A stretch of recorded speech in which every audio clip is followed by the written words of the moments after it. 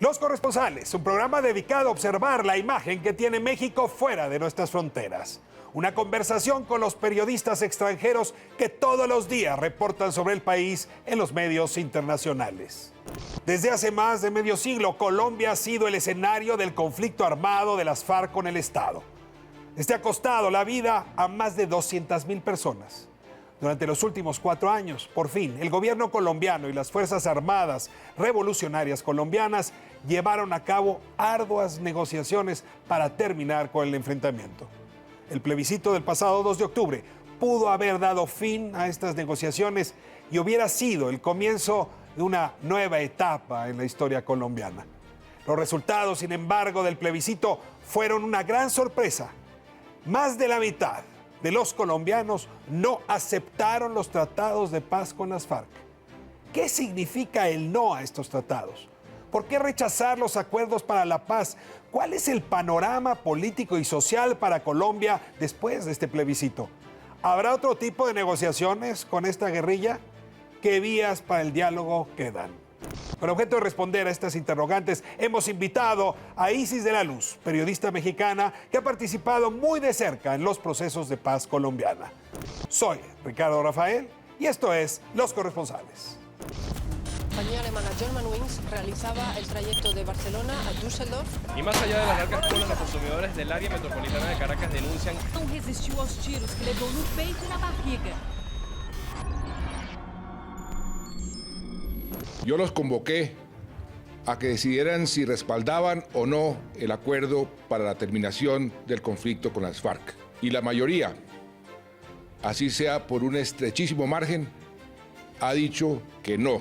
Soy el primero en reconocer este resultado. Muy decepcionante que la mayoría de los colombianos que tuvieron la opción de elegir la paz se dejaron convencer por unas palabras necias y con eso están acabando con la esperanza del país. Las zonas más afectadas por la guerra son las que votaron por el sí.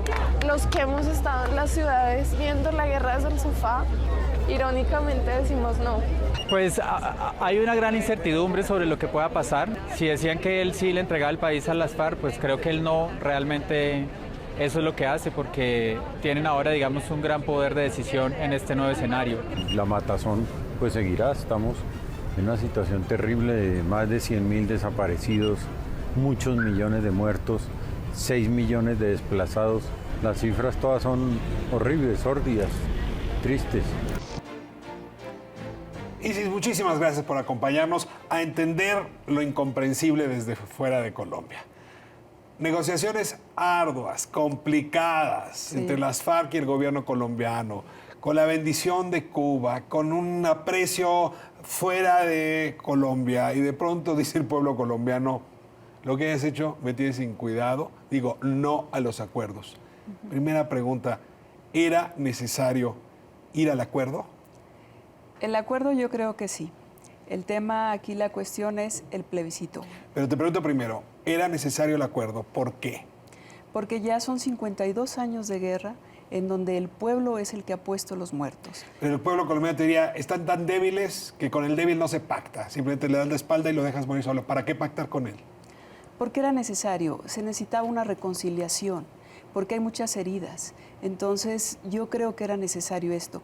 Y sí, efectivamente, ya las FARC ahorita en la actualidad no son los que fueron.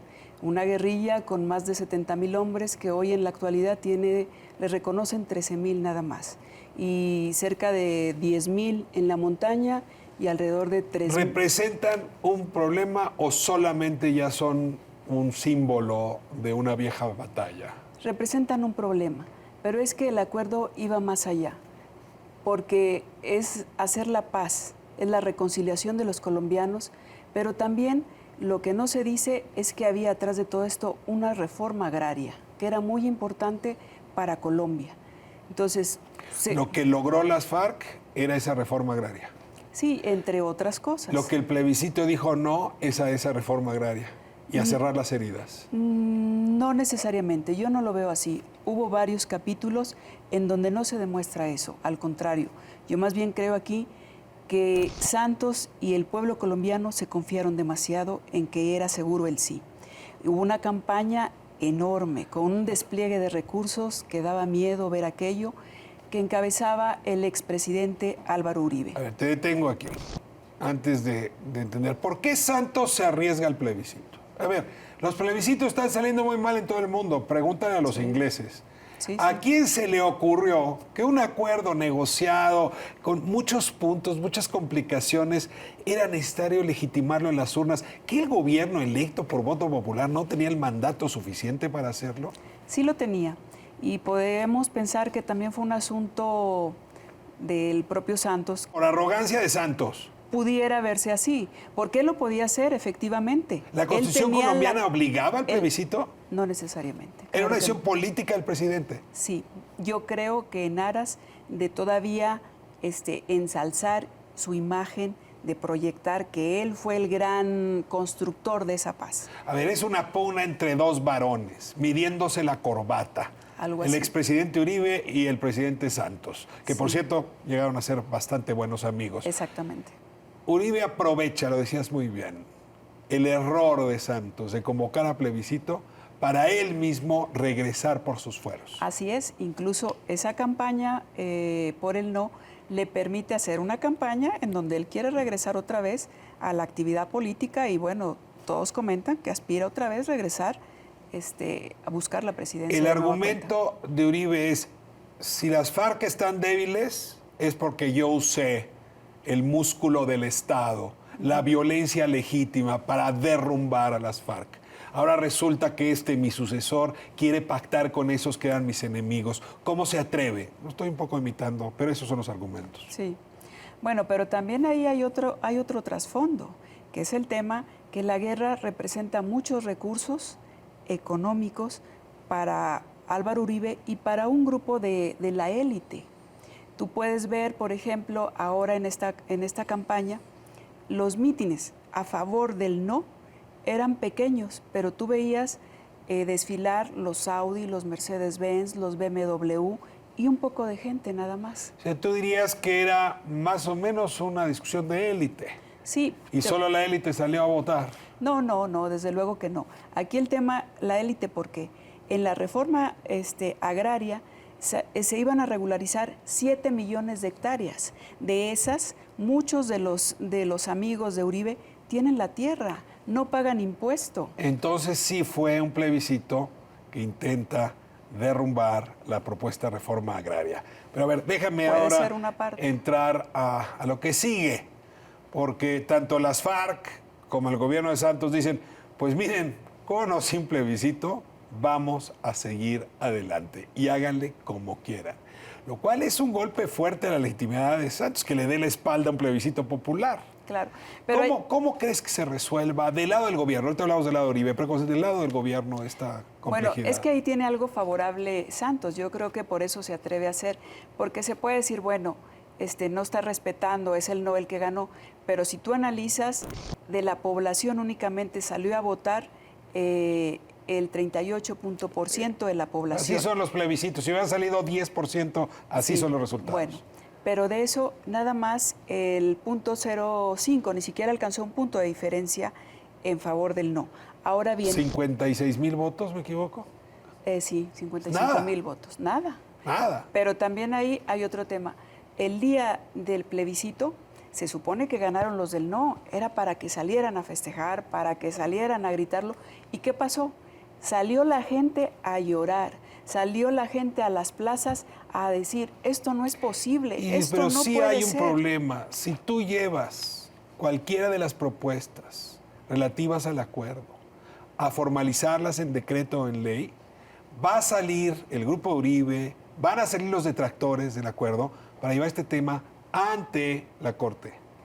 Y en la Corte, en el Tribunal Constitucional, les van a decir, claro, hubo un plebiscito y es legal. O sea, claro. Colombia está a punto de enfrentarse a una disputa muy seria, una división muy seria que ya no era necesaria. Así es, eso puede generar, porque sí se puede dar una polarización de la población.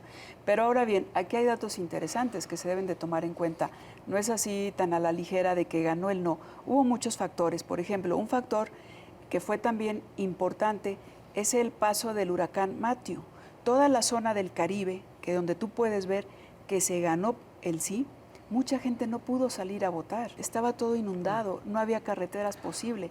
Y los módulos de votación que abrían a las 8 y cerraban a las 4, esos módulos en esa zona, incluso en algunas partes, no se instalaron. Pero ¿Qué me estás diciendo? ¿Que podría anularse la votación plebiscitaria? Van a tomar en cuenta muchas cosas, muchos factores. Y también, por ejemplo, yo no me atrevo a decir eso, pero yo me atrevo a decir que Santos se la puede jugar a través del Congreso. Ahí habría que ver. Porque ¿Saber si el Congreso le da la espalda al resultado del plebiscito? Así, no, que el Congreso asuma y el Congreso apruebe el sí a la paz, porque eso era otra posibilidad. ¿Tiene mayoría en el Congreso para lograrlo? Lo están buscando ahorita. Y, por ejemplo, ya hay una pugna entre los uribistas. Apenas hace poco, porque evidentemente todos se quieren colgar la medalla ahorita del no. Y en realidad el que tiene razón, el que lo hizo y el que lo llevó a cabo es Uribe. Pero ya hay un senador, Vélez, que también ahorita él se está poniendo la medalla de que él es el responsable de que se lograra el no. Entonces, esas pugnas se pueden aprovechar. Una reflexión general. Parecía muy democrático que nos pregunten de manera directa a las y los ciudadanos qué opinamos de los temas. ¿Qué opinamos de quedarnos o no, o irnos de la Unión Europea, o si aprobar o no un acuerdo de este tipo? Pero está saliendo mal. ¿No te parece que esto que ocurrió en Colombia ya tendría que ser un mensaje de los gobernantes de no eludan su responsabilidad? Si los votaron, es problema de ustedes, no anden queriendo legitimarse a través de estos plebiscitos o referenda. Pudiera ser, pero yo no lo veo tanto así. Lo que sí me parece es que fue un exceso de confianza de Manuel Santos. Él estaba 100% seguro, sin problema, que era el sí. Pero a ver, las encuestas le decían que tenía razón. ¿Cómo no iba a estar seguro? Claro. Traía 20 puntos arriba. Y la última encuesta, en una reunión que tuvimos con gente de la ONU que hicieron, ellos nos decían, es 7-3, 7 a favor del sí y 3% a favor del no. O sea, ellos que pensaban era 70-30. Ahora, también otra cosa que hay que tomar en cuenta, ¿quiénes votaron por el sí? Los que viven la guerra, los que la han sufrido, con excepción de Antioquia. Porque todos los pueblos, de verdad, los más afectados por la guerra, los que han puesto más víctimas, ellos votaron por el sí. Sí, pero tú dices, se confió por arrogante Santos. Déjame, te la devuelvo. Se confió por arrogante en el elector. ¿Qué dijo? Si ya va a ganar, si está 7-3, ¿para qué voy a votar? Puede ser. Es una lección dura, ¿no? Sí, y es que como en muchos países de Latinoamérica, de verdad que la gente está tan cansada o tan fastidiada. Y, por ejemplo, pues Colombia, digo, no es ajena a toda esta situación que vive en México. Por ejemplo, ya la gente ni cree en los políticos, ni los quiere. Y mucha gente vio el plebiscito también como parte de... Diría un filósofo coreano, alemán, la sociedad del cansancio.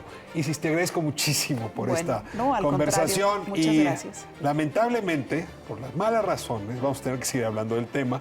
Sí, va a ser espero interesante. en este asiento para que nos ayudes a comprender cómo lo has hecho esta noche. Muchas gracias a usted. Gracias por habernos permitido conversar en este espejo que es el mundo en el cual México también se refleja. Nos vemos próxima semana, Canal 13, mismo horario.